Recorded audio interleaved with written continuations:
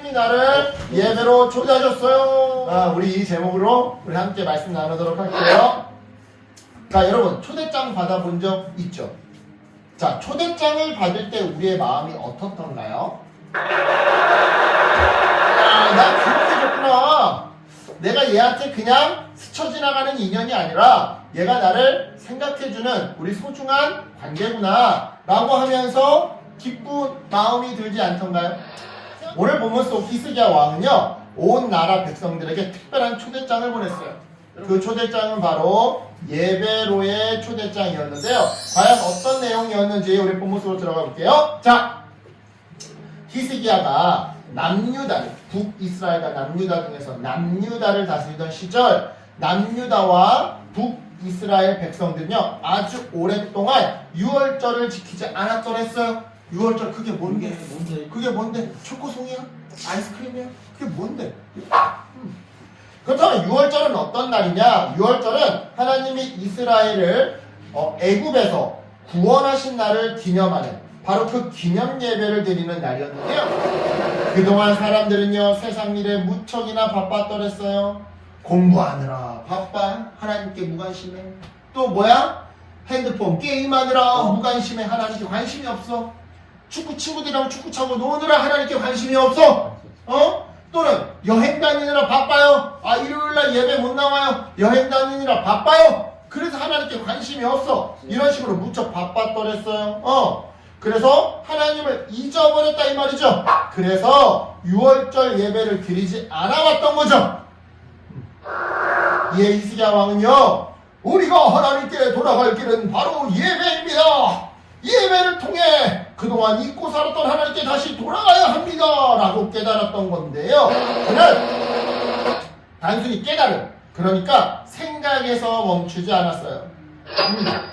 백성들이 예배 자리로 나왔을 때 실망하지 않도록 제사장들과 레위인들을 시켜 성전을 깨끗하게 청소하게 하고, 이어서 초청장을 만들어서 백성들을 예배 자리, 즉 예루살렘 성전으로 직접 초청했죠. 그뿐만이 아니에요. 히스기야는 자기가 다스리는 남유다 사람들뿐만 아니라 북이스라엘의 사람들에게도 편지를 보내 예배 자리로 사람들을 초청했는데요.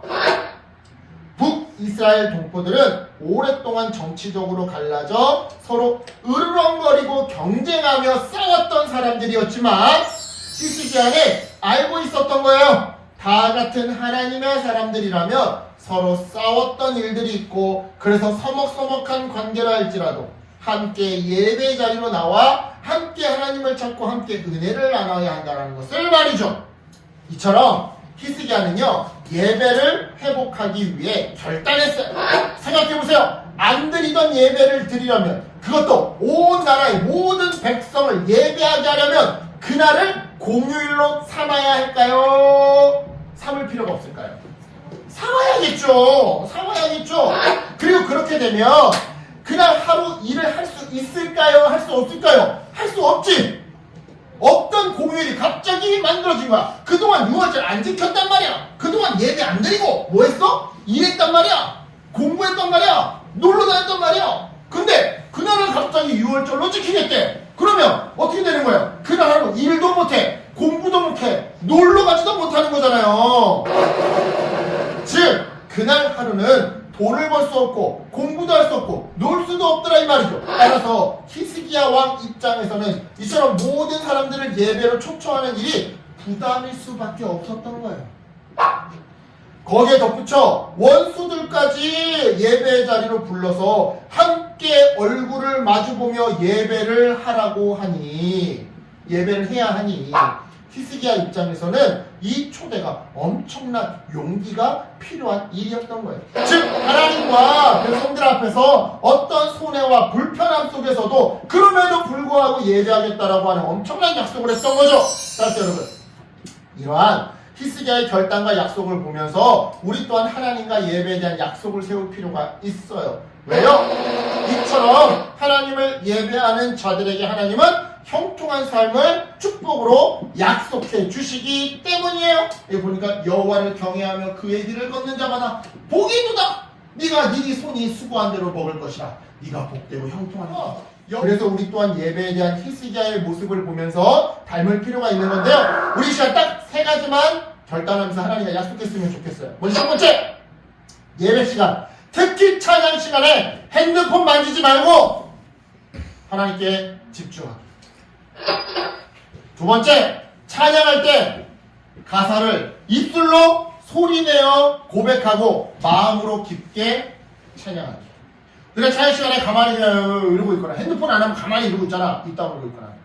이러지 말고 입술로 소리내어 고백하기.